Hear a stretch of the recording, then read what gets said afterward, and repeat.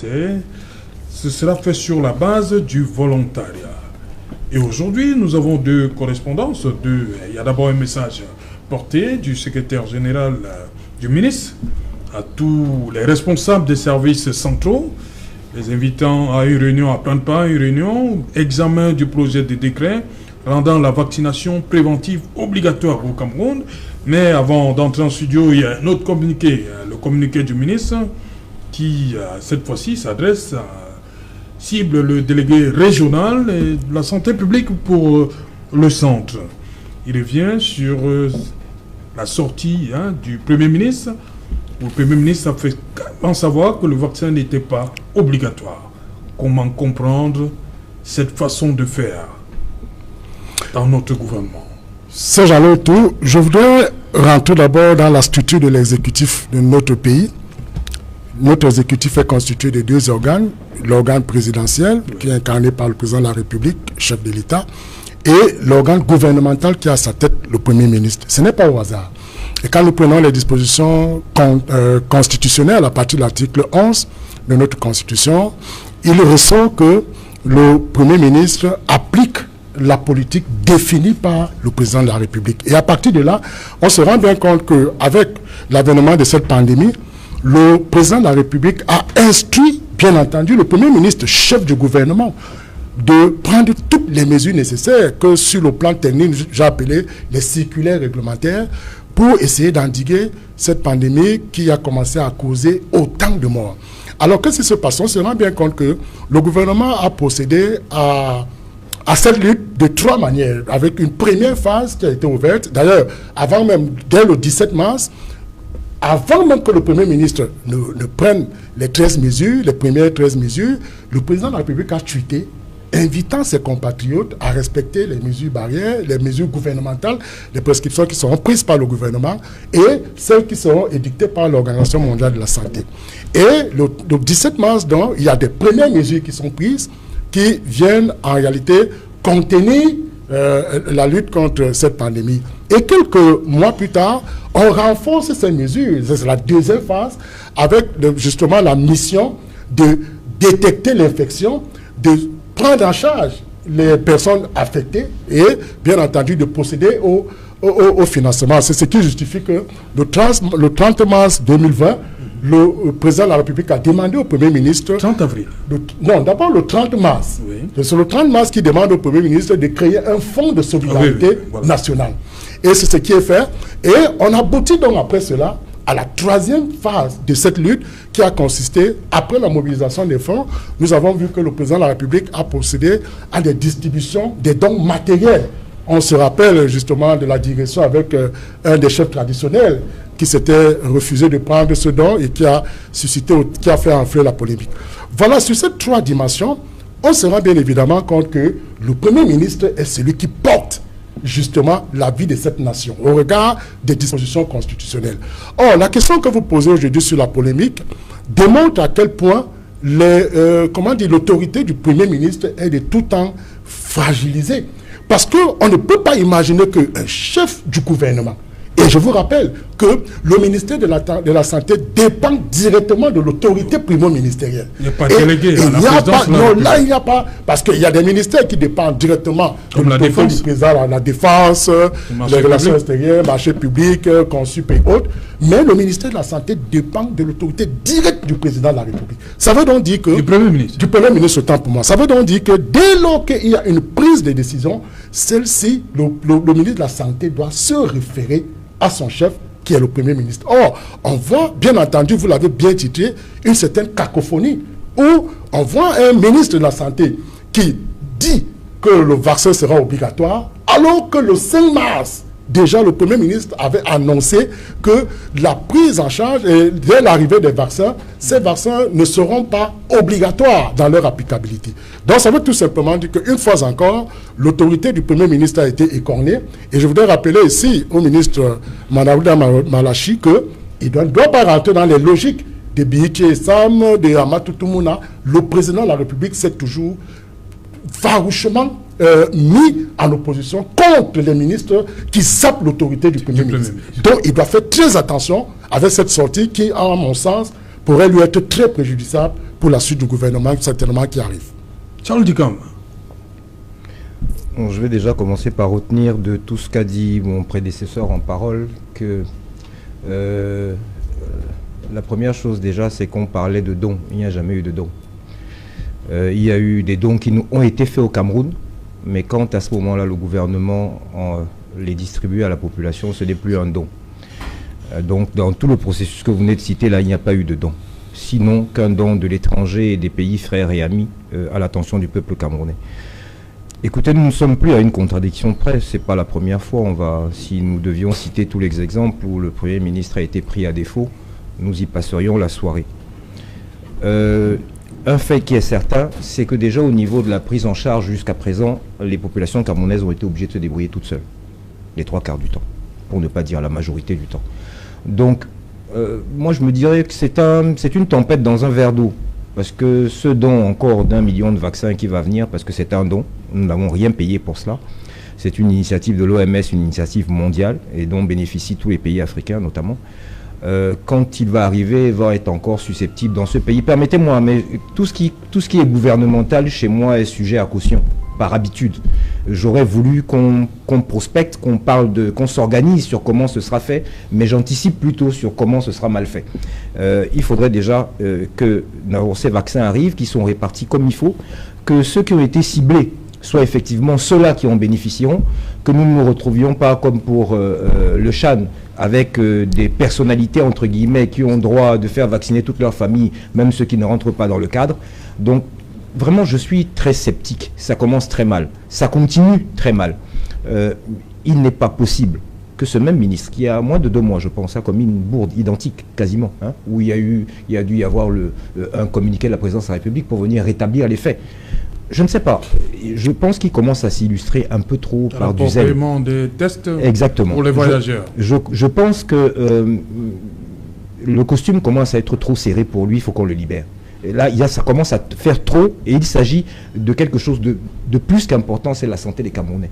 Il n'est pas possible qu'aujourd'hui, tout le monde, en tout cas cette population cible, tout au moins dans un premier temps, soit là anxieuse, en train d'attendre que ces vaccins arrivent et pour qu'ils aient, comment dirais-je, une vue sur l'avenir, et que, avant même qu'ils ne soient sur notre sol, on assiste à cela.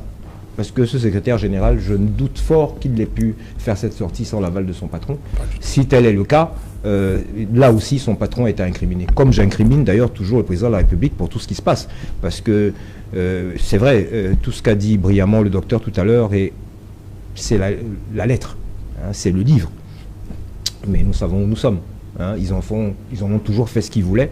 Sinon, si les choses étaient suivies telles qu'elles sont écrites, et le Cameroun est un de ces pays qui bénéficient, je veux dire, si on s'en tenait à nos textes, vraiment nous n'aurions pas à nous plaindre. C'est l'application de ces textes, c'est la mise en pratique des textes qui pose problème. Voilà. Okay. Dans un premier temps, je m'arrêterai là. Voilà, effectivement, l'objet, il est clair. Examen du projet de décret rendant la vaccination préventive obligatoire au Cameroun. Oui. Comment comprendre ça alors que le Premier ministre s'est exprimé le 5 mars Serge Alain, je crois que M. Ndikam l'a dit, ce n'est pas la grande première par rapport à l'indiscipline face au Premier ministre. Nous nous souvenons de la descente du Premier ministre dans le Nozo. Je n'en dirai pas plus. Mais permettez-moi, pour répondre à votre question, de planter un petit décor, parce que chaque fois que l'on parle de la Covid est devenue une thématique clivante. Si clivante qu'aujourd'hui, quand on en parle, on ne sait même pas dans quel sens on va. Je vais tout simplement ressasser notre réalité, la réalité de notre pays depuis l'année 2015. Pour que l'on comprenne suffisamment quelles sont nos priorités avant de devoir, jusqu'aujourd'hui, débattre sur des sujets qui semblent nous désorienter. En 2015, nous étions présupposés préparer la CAN, parce qu'on nous l'avait confié et il était question qu'on prépare. En septembre 2014. Voilà. Donc en 2016, survient la réalité du Nozo, qui est une vieille histoire du Cameroun bien connue.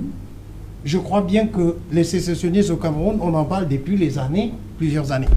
Mais sauf que pour avoir maltraité, on a transformé le Nozo pendant 4 ans en un territoire de folie qui a totalement brisé l'économie et le social au Cameroun. Je ne parle pas des chiffres puisque tout le monde le connaît. Et on sait bien que s'il y a eu conflit dans le Nozo, il y a 5 raisons. C'est un problème de valeur, parce que chaque peuple a ses valeurs. C'est un problème de ressources, on le connaît bien, parce que chacun en dépend et on fait la chasse.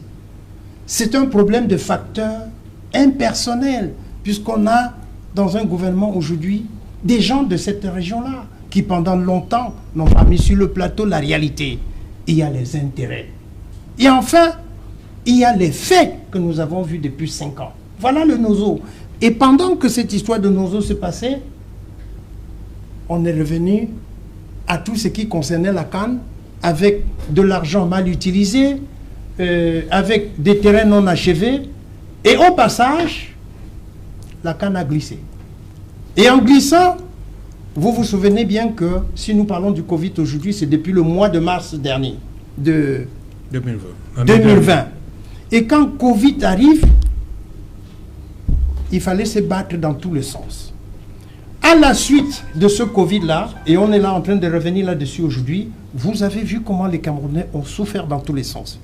Je ne vais pas oublier au passage que pendant ces 4 ans, il y a une succession d'élections au Cameroun, qui étaient les élections présidentielles, les municipales et députations, qu'on a clos suffisamment avec les régionales. Tout ce que je viens de vous réciter, M. Serge Alain, c'est de l'argent.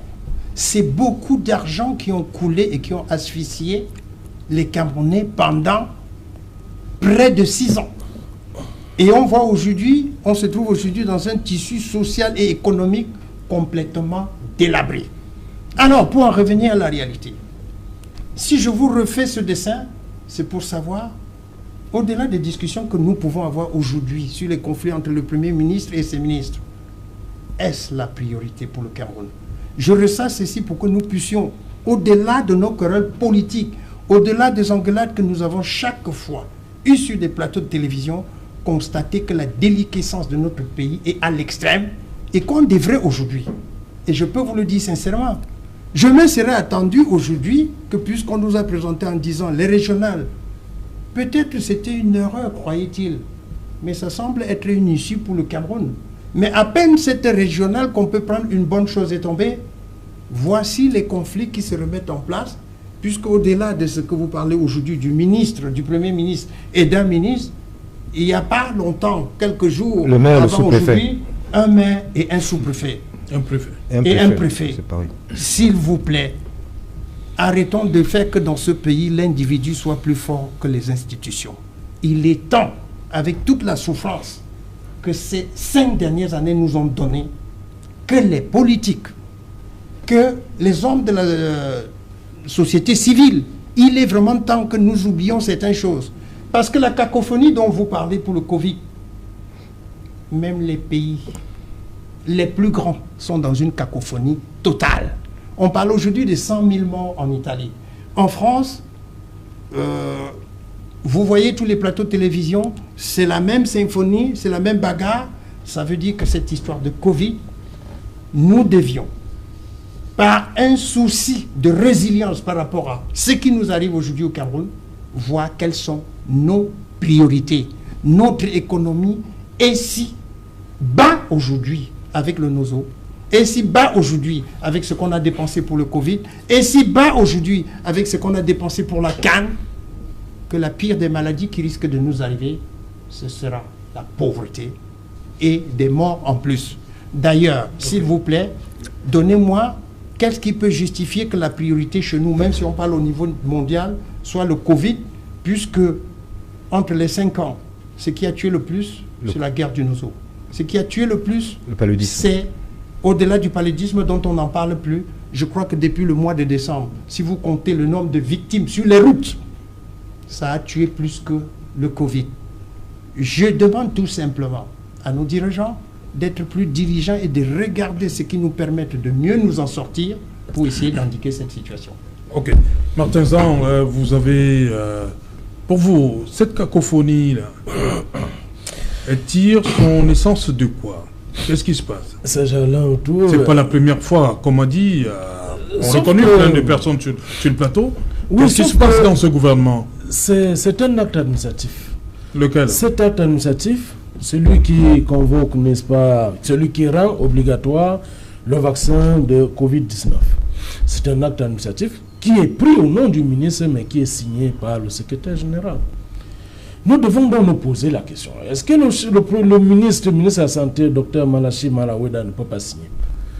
Je répondrai par, n'est-ce pas, et non pas par la positive, par la négative, mais je dirais oui, il peut signer. Pourquoi il n'a pas signé en son nom? Si le secrétaire général a signé, peut-être il a pris ça sur lui, par devers sa personne, de signer cet acte et de mettre au nom du ministre. Le ministre, Dr Malachi Malaweda, je ne suis pas sûr, je n'arrive pas à croire qu'il soit, n'est-ce pas, contre les instructions du Premier ministre. Je prends tous les Camerounais en témoin. Qu'on voit l'acte administratif qui a été signé. Par qui cet acte a été signé? Est-ce le docteur Malachi Malaweda ou alors le secrétaire général, professeur Elon Louis? C'est de ça qu'il s'agit. Voilà. J'en ai terminé avec ce côté. Je prendrai, n'est-ce pas, l'autre côté. Nous sommes déjà portés à 588 décès suite au Covid-19. Il est temps, n'est-ce pas, que nous, Camerounais, il est temps que tous les citoyens prennent cette histoire à cœur, respecter les mesures barrières. Les mesures barrières peuvent, n'est-ce pas, nous éloigner de cette pandémie. Nous allons, n'est-ce pas, nous faire vacciner par les vaccins qui ont été, n'est-ce pas, donnés par l'OMS au Cameroun. On parle de plus d'1 million. Le Premier ministre parle de plus d'1 million de vaccins. Et le Premier ministre a dit que ce n'est pas obligatoire, c'est volontaire. Si quelqu'un a fait une sortie en signant un acte administratif, en mettant, n'est-ce pas, le terme obligatoire, ça engage sa signature. Et pas que tout ça crée au niveau au sein de la population, ça crée, ça fait pas des ordres pour vous? Ce n'est pas le docteur Malachi Malaweda qui a signé. Comment ça? C'est le secrétaire général. Pour le ministre de la Santé publique et par délégation. C'est le secrétaire général qui a engagé sa signature. Donc il peut même s'asseoir dans son bureau et prendre un acte comme celui-là et on met dans les réseaux sociaux et on attribuera cette faute, n'est-ce pas, au ministre de la Santé, le docteur Malachi Malaweda. Donc j'aimerais, n'est-ce pas, que les populations prennent cet acte et qu'on regarde qui a signé, qui a pris ses responsabilités. Moi, je ne suis pas dans le cabinet du ministre pour dire que le ministre aurait donné une instruction. Et même si c'est une instruction, ce n'est pas une instruction verbale, elle est écrite. L'administration est écrite. Donc, celui qui a pris sur sa personne, par devers sa personne, de prendre cet acte et de mettre le terme obligatoire, endosse la responsabilité. Oui, Charles. Bon. Je ne sais pas si c'est aux téléspectateurs que M. Zong s'adressait, mais si c'est à moi en particulier qui suis à côté de lui, je n'ai rien compris, se parler à lui-même. Je vais résumer ce qu'il vient de dire, de manière claire et intelligible pour tous. Il vient de nous dire qu'effectivement, c'est le désordre. Qu'effectivement, vous ne pouvez rien comprendre de tout ce qui vient de Yaoundé et des autorités en charge de prendre soin de vous. Il vient de vous dire que dans un ministère, quelqu'un peut se lever, mettre le cachet du ministère, ça n'engage que la personne. Non, il faut qu'on arrête, il faut qu'on soit sérieux. Là, on est en train de parler de santé. Les 3/4 du temps, on parle de guerre. Donc, on ne parle que de sujets sérieux sur ce plateau depuis de nombreux mois. Je vous aurais attendu dans la posture républicaine qui consistera à dire qu'il est temps que ce désordre s'arrête. Et celui qui est capable de le faire arrêter, il est seul. C'est pas tout renvoyer toujours au chef de l'État. Quand tout est bon, il faut le lui renvoyer à celui qui a signé l'acte administratif. Il faut le lui renvoyer aussi en mauvaises occasions comme celle-là. C'est vrai qu'elles sont plus nombreuses que les bonnes. Mais bon sang, vous pensez que tout ce que vous venez de dire là, mon frère qui sort du marché Nkouloun, là, il a compris quoi, ce que vous êtes en train de dire? Il a compris quoi? Il n'a rien compris du tout à ce que vous avez dit. Je veux dire, des responsabilités, soit on est capable de les tenir, soit on est déni, puisque le Camerounais n'a pas la culture de l'abandon, hein, de dire que quelque chose le dépasse. Qu'on arrête. Où est-ce qu'on va à cette allure-là? Alors, ce monsieur était directeur à la Kentini ici. Je pense qu'il ne faisait pas trop de bruit. On l'a enlevé de là, on l'a amené à Yaoundé, à un poste où je crois qu'il ne dimensionne pas encore. C'est un projet de loi. C'est-à-dire, il projette que voir ensemble dans quelle mesure est-ce qu'on va rendre obligatoire. On serait encore là innovant à travers la planète. Parce que nulle part ailleurs, ça n'est obligatoire. Qui va moi m'obliger ou obliger mon enfant à prendre un vaccin si moi je ne le veux pas? Qui? De quel droit? Mais dans quel pays où est-ce qu'on est? Je veux dire, donc finalement, on n'a plus aucune liberté ici. On n'a plus aucune liberté. Dans la hiérarchie... Je dis et je répète que le Premier ministre l'ait dit ou pas. Que même le président de la République soit sorti pour le dire ou pas. On ne peut forcer aucun Camerounais à se vacciner. C'est le premier ministre volontaire.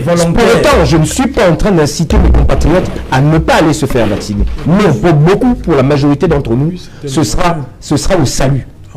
Tant et si bien que ces vaccins aient été acquis ou reçus dans les normes. Ce sera le salut pour beaucoup d'entre nous. Et il vaut mieux qu'ils arrivent vite. Parce que nous voyons comment les structures sanitaires sont débordées. Plus vite il arrivera, plus même nos compatriotes qui sont en charge de soulager ces souffrances seront eux-mêmes soulagés. Dans le personnel médical, est-ce que vous savez combien de morts ils sont aujourd'hui? Combien ils ont payé le prix le plus lourd? Alors je pense que quelques sribouillards de Yaoundé doivent vraiment... Non, il est temps qu'on siffle la fin de la récréation. Okay. Et le seul qui peut la siffler, nous le connaissons tous. Puisque vous en référez vous-même à lui, tout le temps, même pour un ballon au quartier, l'almagnanité du chef de l'État. Non, on veut vraiment qu'il vienne régler. C'est le Premier ministre. Oui. Docteur Luisan Isomba, le message porté du secrétaire général qui, par délégation, invite tous ces responsables de l'administration centrale du ministère de la Santé publique, est signé le 9 mars. La sortie du ministre également, c'est le 9 mars. Le matin, entre guillemets, on dit examen du projet de décret rendant la vaccination préventive obligatoire au Cameroun. L'après-midi, on suppose le ministre qui dit la vaccination est gratuite et non obligatoire. C'est les mêmes journées. On a réuni tous les responsables. Ils étaient convoqués à 15h. Je connais pas bien Yaoundé Luisan, ils sont dans deux bâtiments différents. Bien entendu. Non, je demande. Qu'est-ce qu'on doit comprendre? Ça, je voudrais faire une précision. Vous savez, M. Zan me donne la possibilité de faire une distinction entre une délégation de compétences et une délégation de signature. Dans la délégation de compétences, le délégant ne répond plus du cadre où il a délégué. C'est-à-dire que là, c'est une délégation de compétences. Alors, dans la délégation de signature, c'est le délégant qui répond des actes du délégataire. Donc, cela veut dire que dans le cas de l'espèce, c'est bien entendu le ministre qui répond de cet acte, parce qu'il s'agit d'une délégation de signature. Ça, c'est ce qu'il faut indiquer au Cameroun. Il y a une jurisprudence en la matière. Il y en a plusieurs. Il y a une jurisprudence en la matière. Il y en a plusieurs. Qui, n'est-ce pas, engage la responsabilité de celui qui a posé sa signature. Celui dont je vous distingue donc deux moments. Parce qu'il devra prouver que le ministre lui a donné des instructions. Ne rentrez pas dans ce domaine. Vous avez dit que vous êtes juriste. Ne rentrez pas dans ce domaine parce que sur la question, j'ai des connaissances plus approfondies. Comment pas... Mais voilà ce que j'explique. Je dis donc ceci. Dans la délégation, on distingue deux types. La délégation de compétences ou de pouvoir et la délégation de signature. Dans la délégation de compétences, dès que le délégant vous a conféré un certain nombre de pouvoirs... Verbalement? Même par exemple, écoutez, il y a deux formes de l'acte. Prouver verbalement, vous savez que l'acte administratif, en droit public. Je vous explique. L'acte administratif unilatéral. Lorsque vous conférez, n'est-ce pas, des pouvoirs à quelqu'un, vous demandez à quelqu'un de signer, c'est de manière écrite, c'est pas de manière verbale. L'administration est écrite et non verbale. Non, donc le ministre Malachi Malaweda ne se sent pas concerné par l'acte signé par son secrétaire général. La preuve, il a pris un acte lui-même pour, n'est-ce pas, indiquer que le vaccin était volontaire et non obligatoire. Monsieur Zahar, permettez-moi, c'est moi qui ai la parole. C'est moi qui ai la parole, permettez-moi d'évoluer. Je vais donc vous dire, il y a deux formes de l'acte administratif. L'acte écrit et l'acte non écrit. Dans l'acte non écrit, on relève les actes verbaux. Comme dans l'affaire Mekacha, Tonkampier, on les relève. C'est-à-dire que les actes verbaux. C'est-à-dire que le président peut vous dire, monsieur, faites ceci. C'est un acte administratif, mais de nature verbale. Vous devez vous exécuter. Alors, je vous indique donc que, dans le cas de l'espèce, M. Sejan-Lotou, je veux faire entendre à Eli qu'il y a deux types, à Zan, qu'il y a deux types de délégations. Dans la délégation de compétences, le délégant qui vous a délégué, qui vous a conféré, transféré un certain nombre de matières, ne peut plus agir dans ce domaine. Cela veut dire que quand vous avez pris un acte, s'il survient un contentieux, c'est vous qui répondez de l'acte.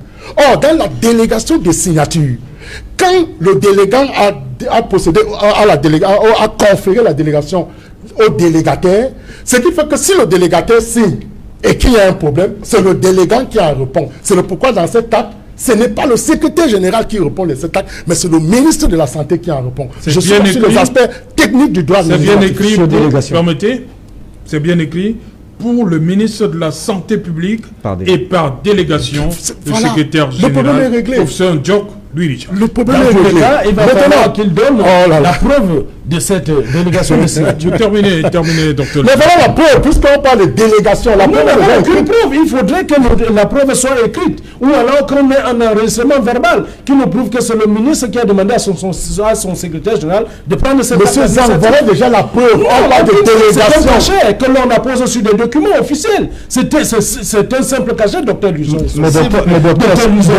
si nous en sommes maintenant à douter des cachets ministériels. Mais c'est ce qu'on est en train de faire. C'est ce qu'on est en train de faire, monsieur. Est-ce que vous trouvez normal, dans quelle république normale, même en construction, comme vos collègues ont l'habitude de dire, est-ce que ce type de débat a cours? De savoir si on doit remettre en cause la signature, dites-moi où. Oui, même en France. Même en France, vous terminez, docteur. Monsieur Sarr, il faut faire très attention. Ce sont des questions techniques sur lesquelles, à un moment donné, prenez des reculs. Prenez du recul, parce que vous êtes jury, mais prenez du recul. Quand je m'exprime sur la question, c'est avec autorité. Alors, j'indique que non, ça, ce sont les meilleurs madame de la population. Vous ne connaissez pas. On apprend tout. Prenez le but, la noter, monsieur, quand je parle. Il faut faire très attention. C'est ça. Alors, je voudrais aussi indiquer que cette cacophonie démontre à suffire que il manque dans ce gouvernement une sorte de coordination, d'ailleurs qui est prévue dans l'instruction générale de 98, où le président de la République demande au gouvernement de travailler de manière coordonnée. D'ailleurs, vous savez, il y a deux principes qui structurent le gouvernement, le principe de la collégialité et le principe de la solidarité gouvernementale. Donc, à partir de ces deux principes, le gouvernement doit travailler de façon concertée. Et quand on voit de telles dérives se perpétrer, ça veut donc dire, ça revient à ce que je disais tout à l'heure, que le président de la République a toujours donné raison à son premier ministre. Donc, tous les ministres qui veulent rentrer dans des attitudes irrévérencieuses vis-à-vis du premier ministre, et je crois que le président de la République l'a toujours démontré. Je venais de citer des cas d'école tout à l'heure, les billets et Salam tout le monde qui ont manqué du respect à l'Union Philemon. On a vu à quel niveau ils se sont retrouvés. Pour ça, on est d'accord. Alors, donc c'est pour dire le respect de la hiérarchie dans l'administration, ça on sait comment il réagit. C'est pour dire ceci. C'est une question. Je venais de vous dire que le président de la République définit la politique de la nation et il a défini les stratégies de lutte contre la riposte contre et que j'ai développé en 3 étapes. Et ça démontre à quel point, je l'ai d'abord dit, le président de la République a tweeté avant même la mise en concert. Voilà. Donc c'est pour dire que cette cacophonie est malheureuse. Ça démontre à quel point ces gens-là autour, il y a d'abord un problème de méconnaissance de nos tests et il y a un problème de méconnaissance et j'allais dire de fébrilité et qui vise à porter atteinte à l'autorité parfois de la personne qui est supérieure à vous, comme c'est le cas pour le Premier ministre aujourd'hui. Voilà, on va d'abord prendre le docteur Jantou, on va aller à Montréal, au Canada. Bonsoir. Bon après-midi, hein. Je vous c'est l'après-midi. Bon après-midi, docteur Jantou.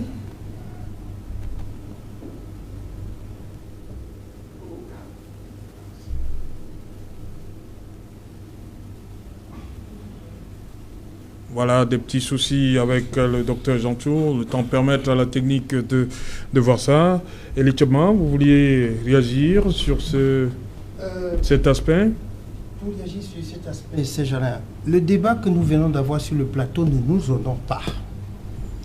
Tout simplement parce que, au regard de tout ce qui est dit, j'ai l'impression que certains d'entre nous voudraient faire l'apologie de la médiocrité.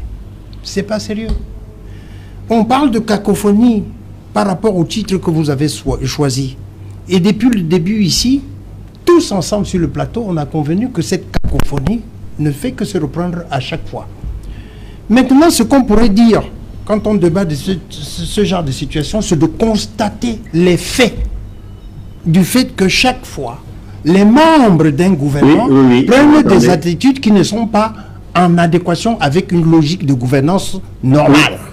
Donc, par conséquent, on comprend tous qu'il y a eu ici un décalage. Ce qui est mieux aujourd'hui, ce n'est pas de débattre pour savoir pourquoi et comment ils l'ont fait, mais c'est de débattre ensemble pour savoir comment on fait pour sortir de ce genre de situation. Alors, pour en sortir, je dis bien, je retiens une chose, quelle que soit la cacophonie permanente du gouvernement. On est arrivé à la suite des élections dans notre pays à une logique de régionalisation. Ok. Voilà, on va revenir. Vous permettez, je crois que cette fois-ci, c'est la bonne. Dr Jean-Tchou Prévost depuis Montréal au Canada. Bon après-midi, bienvenue une fois de plus à Equinox Soir. Une question tout de suite, Dr Jean-Tchou. Le vaccin, est-ce qu'il existe un pays au monde où le vaccin contre cette épidémie est obligatoire? Le vaccin est-il obligatoire? Le vaccin contre la COVID-19 n'est pas obligatoire actuellement dans la plupart des pays qui vaccinent. Il y a vraiment plusieurs pays qui ont pris le chemin vers la vaccination et pour l'instant, ça reste sur une base volontaire, effectivement. Pour vacciner les personnels de santé, est-ce que ce n'est pas d'une manière voilée de les pousser tous à se vacciner? Est-ce qu'on peut être personnel de santé sans être vacciné face à cette pandémie? C'est une excellente question et ça fait partie de ce qu'on appelle le sacerdoce lorsqu'on travaille dans le corps médical. Effectivement, le désir de se vacciner, c'est un désir avant tout de protéger les patients, un désir de protéger aussi le système, puisqu'on sait que chaque personne qui travaille dans un hôpital, qui est malade, va entraîner un risque pour ses collègues, les arrêts maladie. On en a eu beaucoup dans la première vague. Et c'est un désir aussi de protéger finalement la société parce que on est les premiers à exposer les familles. Donc, d'une certaine manière, même si c'est pas obligatoire pour les personnels de santé, ça fait partie finalement de la déontologie, le sacerdoce, de pouvoir se dire qu'on protège la société. On ne peut pas obliger un soignant à se faire vacciner, mais d'une certaine manière, c'est un peu l'action collective qui va pousser chacun à donner un peu du sien. Une fois de plus, Dr Jean-Tchou, le Cameroun semble avoir choisi AstraZeneca comme vaccin. On sait qu'il y a Pfizer, BioNTech, il y a Moderna, il y a Sputnik V. Tel que le dit le communiqué la correspondance du ministre de la Santé au délégué, c'est AstraZeneca qui va débarquer au Cameroun. Vous pouvez nous présenter ce vaccin en quelques lignes? Oui, tout à fait. Effectivement, dans ces vaccins qui sont actuellement disponibles, il y a eu les vaccins, les tout premiers qui ont été utilisés ici au Canada ou dans d'autres pays en Europe. C'était les vaccins ARN qui étaient des vaccins qui avaient été testés avec une bonne efficacité. Et ensuite, il y a eu les vaccins AstraZeneca qui étaient des vaccins développés en Angleterre et puis qui ont aussi été testés avec une excellente efficacité en termes de prévention. L'une des grosses différences avec les premiers vaccins ARN, c'est la possibilité de pouvoir utiliser un vaccin qui est stable avec les températures qu'on connaît en Afrique, puisque les vaccins ARN demandent un processus de conservation très... Et donc, lorsqu'on part du programme de vaccination de masse des structures intenses, donc, dans les pays qui ont commencé à vacciner, il y en a eu plusieurs qui ont utilisé ces vaccins d'AstraZeneca et les reculs actuels montrent qu'il y a une bonne tolérance sur des grandes cohortes de population. Des effets secondaires? Notez où ça a commencé avec AstraZeneca? Comme tout vaccin, il y a quelques effets secondaires mineurs qu'on observe souvent lors de l'injection, surtout au niveau des points d'injection. Ce qu'on appelle point d'injection, c'est la porte d'entrée au niveau de la peau où le vaccin pénètre. On peut avoir de la douleur, de la rougeur. Ça, c'est des effets au niveau, par exemple, du bras où on injecte. Après, il y a les effets qui se font un peu plus globaux au niveau de l'état général, puisque le vaccin, pour qu'il agisse, il faut que cet agent stimule le système immunitaire. Donc, on peut avoir un peu de fatigue, un peu de fièvre, un peu de courbature, et ça, ce sont des effets qui sont aussi transitoires. Ok, merci. Merci. On va revenir après le journal parce qu'il est déjà là, Cédric Noufelé. Bonsoir Cédric, au menu ce soir. Bonsoir Serge Alain, bonsoir aux invités. Ce soir, nous parlerons de la problématique de la réglementation du secteur des mototaxis après les scènes d'émeutes vécues il y a quelques jours à Mbopi. C'est dans le 4e arrondissement de Douala que l'autorité administrative a saisi des motos pour aussi les sensibiliser sur l'enjeu de respect des règles en vigueur. Cependant, les syndicats estiment que cette nouvelle stratégie est vouée à l'échec et depuis une dizaine d'années, vous l'avez certainement observé, le gouvernement peine à faire respecter la réglementation dans le secteur des mototaxis. Qu'est-ce qui fait problème? Quelle stratégie proposent les syndicats du secteur des mototaxis? Vous les écouterez dans le journal de 20h. Nous parlerons également ce soir d'un problème de litige foncier qui se pose dans la région de l'Est, notamment dans certaines localités où les populations et les communautés s'étripent pour brader les terres ou pour conserver des terres qui appartenaient à d'autres communautés. Comment l'autorité administrative arbitre ces tensions? Nous en parlerons dans le journal de 20h. Et nous évoquerons également la stratégie de sensibilisation pour le respect des mesures barrières contre le Covid-19. Le gouvernement l'a annoncé vendredi dernier, mais rien n'est fait jusqu'ici pour attirer les populations sur la nécessité de respecter ces mesures barrières. Nous ferons le point à Douala, mais également à Bafoussam, là où un match s'est tenu à huis clos.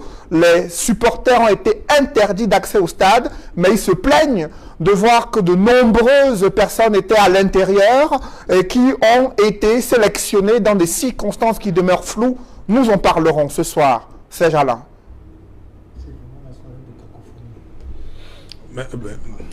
Dans un instant, madame, monsieur, après le 20h, ce sera Equinox, deuxième partie.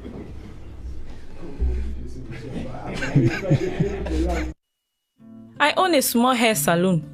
It helped me earn a living, nothing extraordinary. Then comes something new, Orange Money. I had never heard of it before.